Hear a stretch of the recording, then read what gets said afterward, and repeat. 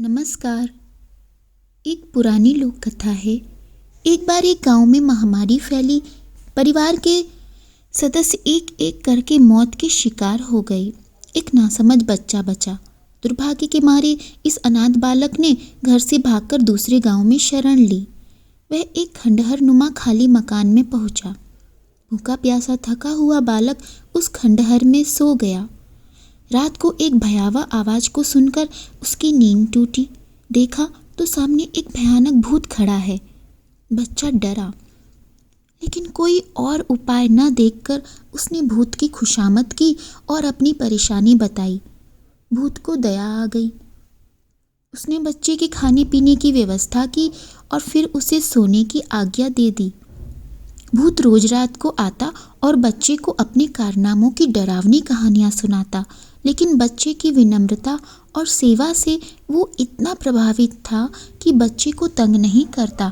बच्चा तो बच्चा ठहरा, एक भयानक भूत से डरता रहता। एक दिन बच्चे ने भूत से पूछा कि आप दिन में कहाँ जाते हैं। भूत ने बताया कि वह यमराज के आदेश पर लोगों को मारने का कार्य करता है। बच्चे ने विनती की कि कल यमराज से यह पूछकर आना कि मेरी आयु कितनी है। भूत ने दूसरे दिन लौटकर बच्चे को उसकी आयु बता दी। बच्चे ने फिर विनती की कि मेरी आयु को या तो आप एक दिन बढ़वा दो या फिर एक दिन कम करवा दो।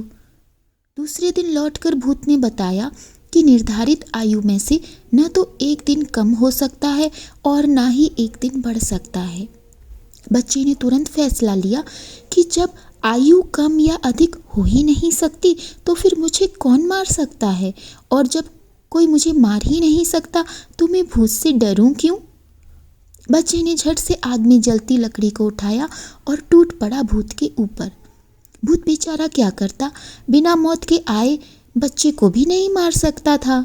अब बच्चे के साहस के सामने भाग जाने के अलावा भूत के पास और कोई रास्ता ही क्या था। भूत उस घर को छोड़कर भाग खड़ा हुआ और लड़का पूरे साहस और मस्ती के साथ उस पुरानी हवेली में मालिक की तरह रहने लगा।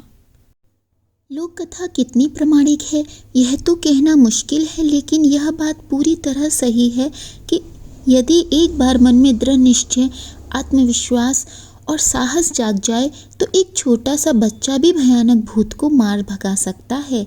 भय का भूत दरअसल तभी तक डराता है जब तक मन में साहस नहीं जागता। जिस दिन मन में आत्मविश्वास और साहस जाग जाता है, फिर ना कोई भूत रहता है और ना कोई भय।